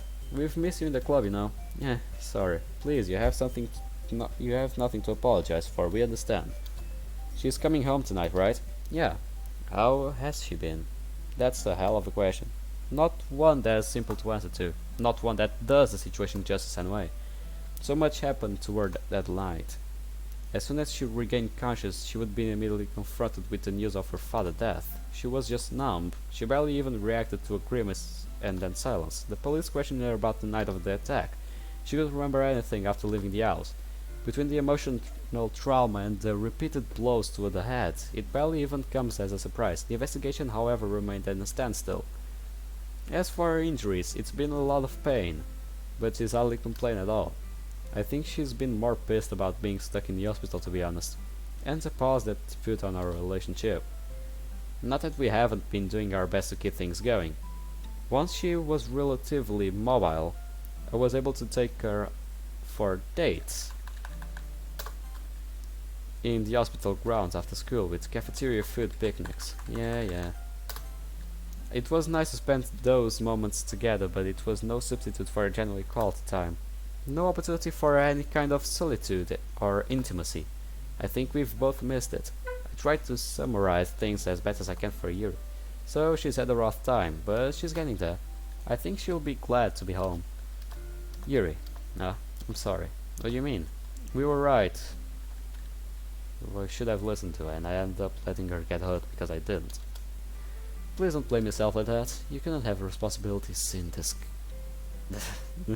Don't play dumb. Don't play fucking dumb with me. I hate when people do this. Don't play fucking dumb with me. You won't like what happens next. But you did. Your hormones were raging and you didn't want to see anything that was a barrier on your plan to be together. It was perfectly normal in a new relationship, so please don't punish yourself for that. Hormones? No. What we have is more than just some animal attraction. Yuri, when are you going to accept that this is more than just a temporary thing? I have to go. Oh, of course, she must be waiting for you. Don't let me keep you. See you tomorrow. I should be in the club. See you then. Turning my heel, I march purposely to the door, eager not to add anything else between me and Natsuki. Why? Why did things have to turn out like this? I knew it. Just wanted her out of the way. She wasn't supposed to. You went too far.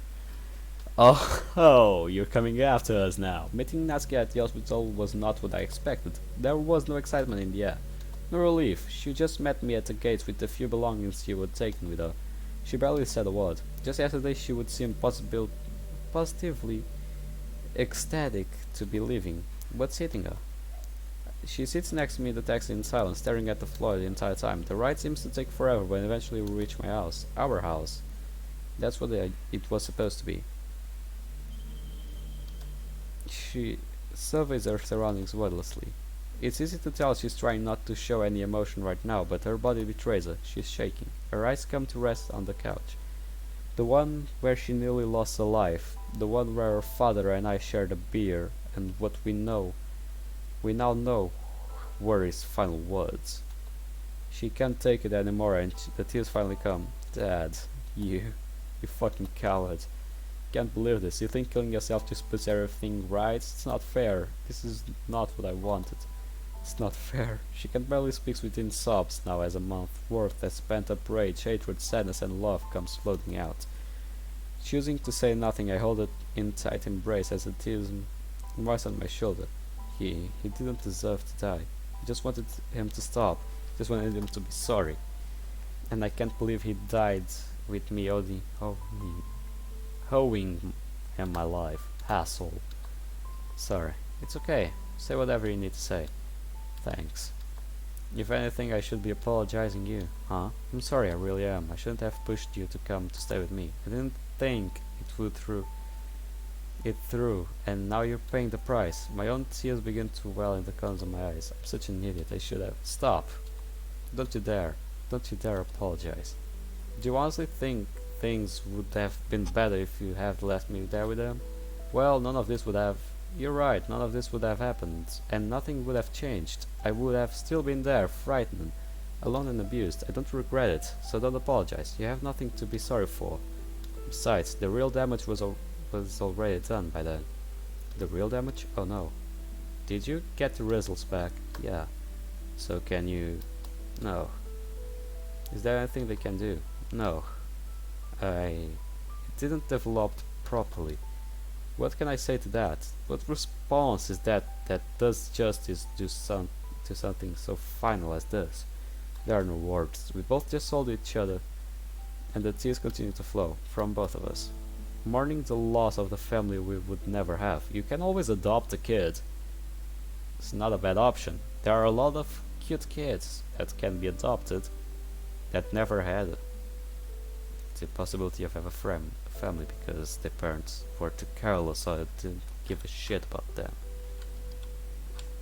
They're probably traumatized, but with a good family, they would be good in no time. I'm sure of that. The death of our dream. Hey, do you still love me? What? Do you still love me? Natsuki, of course I do. You're not gonna leave me. No, why would I? Good. Don't ever want you to go.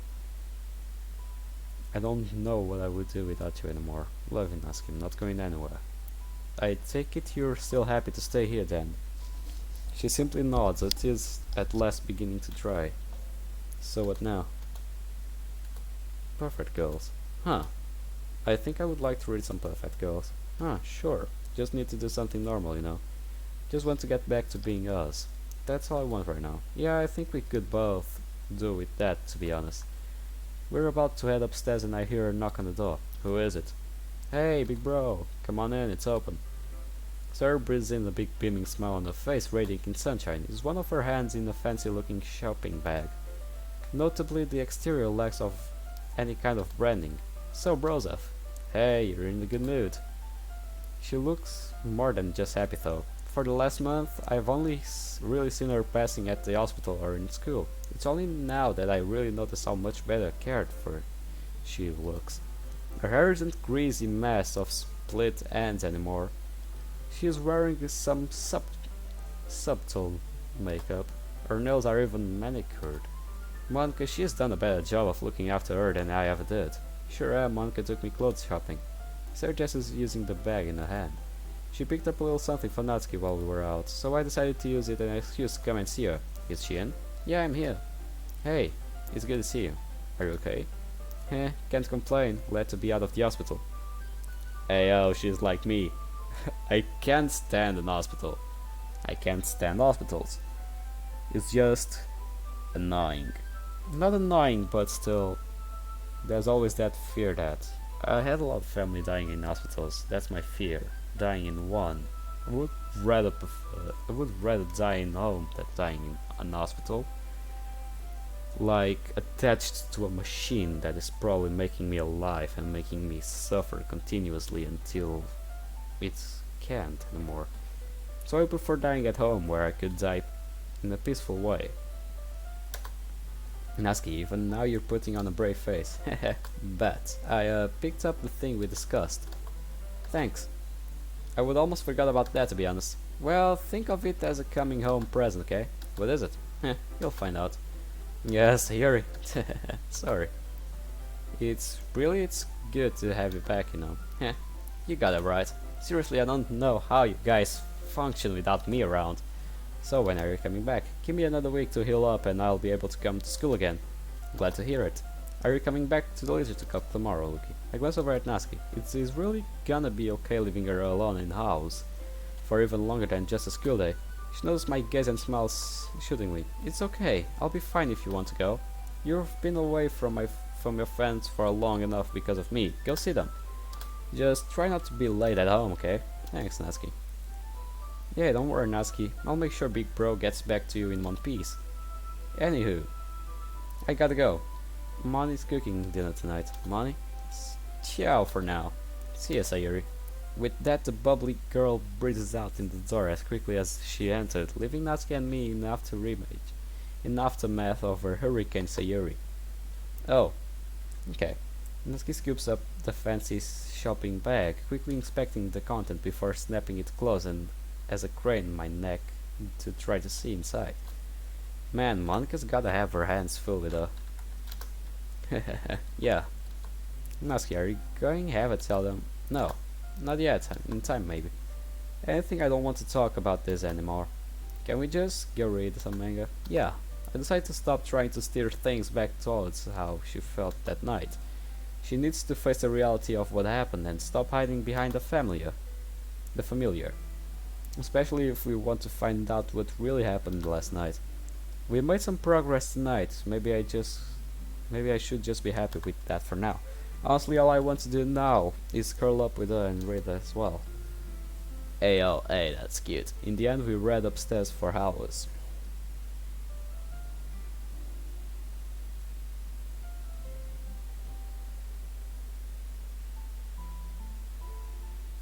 That's cool, that's cool. At least you're keeping the girl okay. If Fury tries again, it's time to murder. In the end, we read upstairs for hours. For the first time in a month, we've started to feel truly relaxed, truly at home. After a while, our concentration started to lapse, and we ended up putting the book down and just lying there together. We're still here another hour later. Her head on my chest. In spite of everything that was just happened, I feel not joyful per se, just complete. She completes me, and that will always be enough for me. Natsuki looks up at me smiling. Hey, I'm gonna change into my PJs, okay? Sure thing. She scoots off carrying the mysterious bag with her. She could do that in here. I've seen everything before. Come on, stop. Although, I guess I haven't since the attack. She's probably still self-conscious of how she looks after such horrific injuries. She'll have extensive scarring on her chest after that. I mean, she was already embarrassed enough about her body, but now, who knows? Just one more thing to add to the pile of things she's having to deal with right now. I end up mulling this over for a good 10 minutes until I hear footsteps in the hallway. Natsuki's back. I hear her doorknob turning. I'm going to need to approach things gently, especially giving her previous image problems. There's an issue. If there is something bad, I will have to censor it, but I cannot do it. So just let her do her thing for now to rebuild her confidence. What? But then again, guys, this is it. I'll lose my channel after this. No, it will be second strike, so I won't lose it, but it will be close to losing it. But then again, I've been wrong before. Holy shit! That my mouth hangs open, flapping ineffectually as a word escaped from me. Why me? It was supposed to be innocent mode. So, how do I look? A pathetic scutter escapes from my lips as I place the reply. She starts to giggle. God, she looks amazing when she smiles. Wait, that's good, say that. Natsuki, you look amazing. I mean, holy shit. That's what I wanted here. She really does look beautiful. I've never seen her dressed this way before.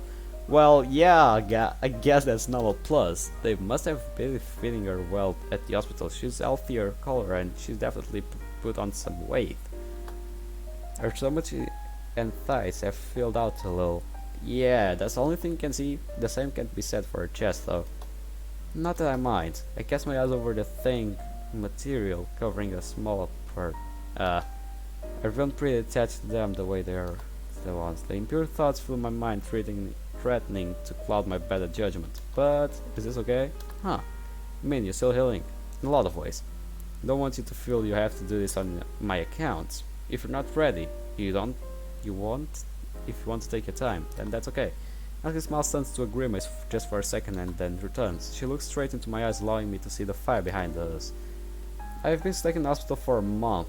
I've had a think. I have to think about it, all the crazy, horrible stuff that's happened to us. I've had no time to myself, no time alone with you. Do you have any idea how frustrating that was?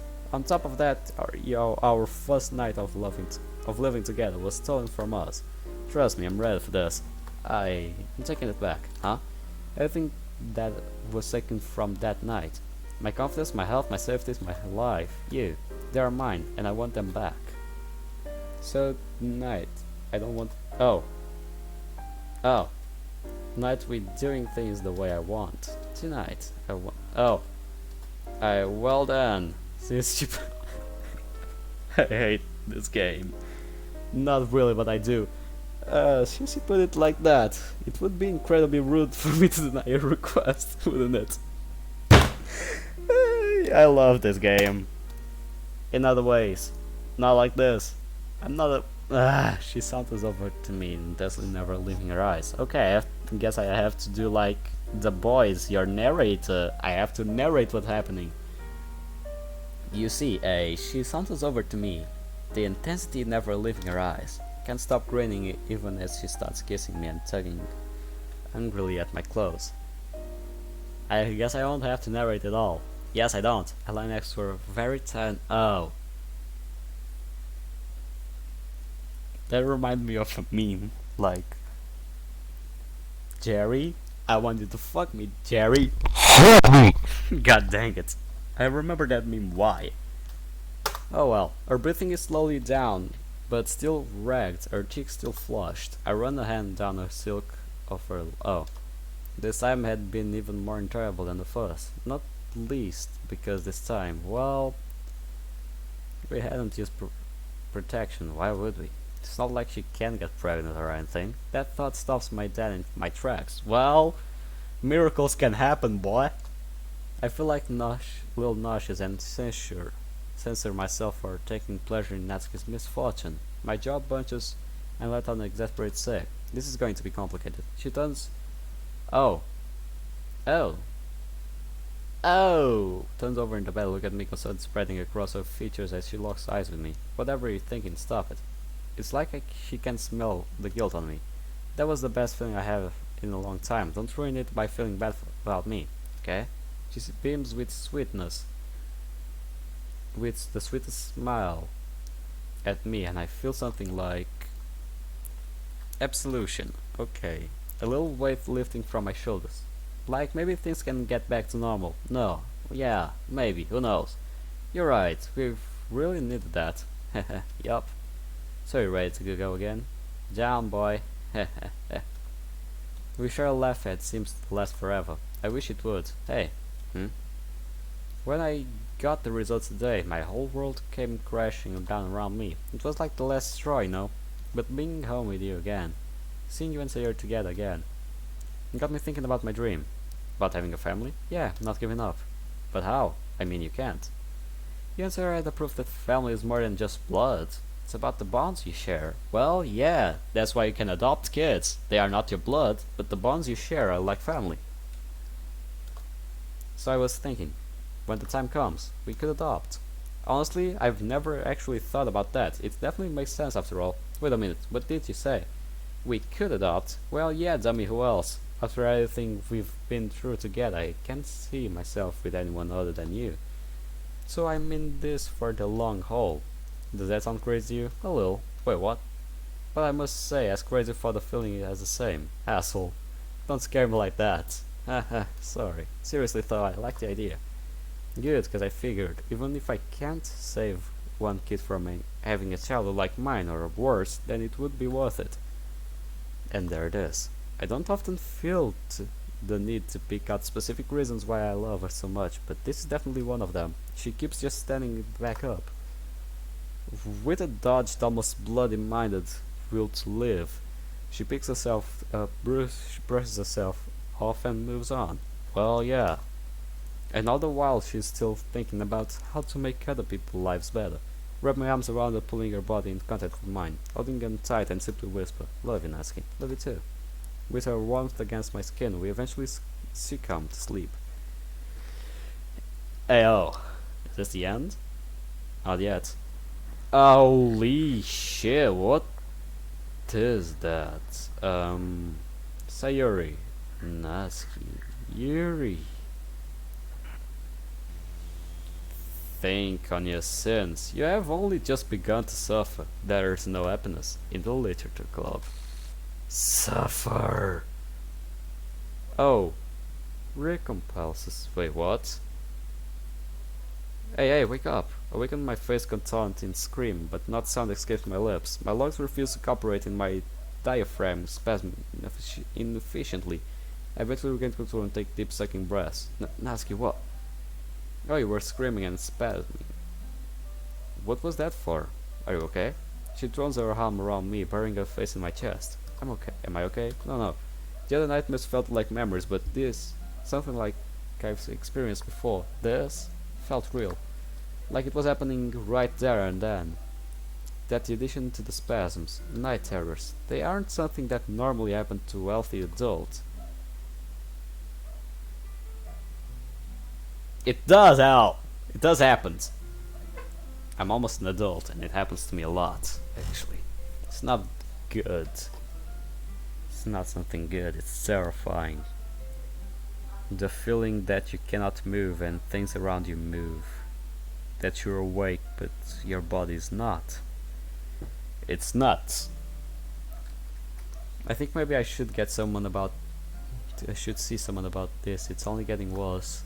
Nask yells me tighter and tighter, eventually asks her a question. As long as you're here, when I wake up, I will be. The answer seems to satisfy her as loosens her grip slightly and nuzzles my neck. We lie in companionable silence until the sun rises. This is it. Nah. We've done a lot today, so this will be it. So, main menu. Yes, and let me see something load game. Okay, it's saved. Well guys, I hope you enjoyed this video. Leave a like, comment down below what you think of it, and well, I hope it's now a little late for me. I have to go to sleep to work, and Wednesday will be the big day. So, I hope you guys enjoyed this video, and well, I'll see you guys in the next episode. Goodbye.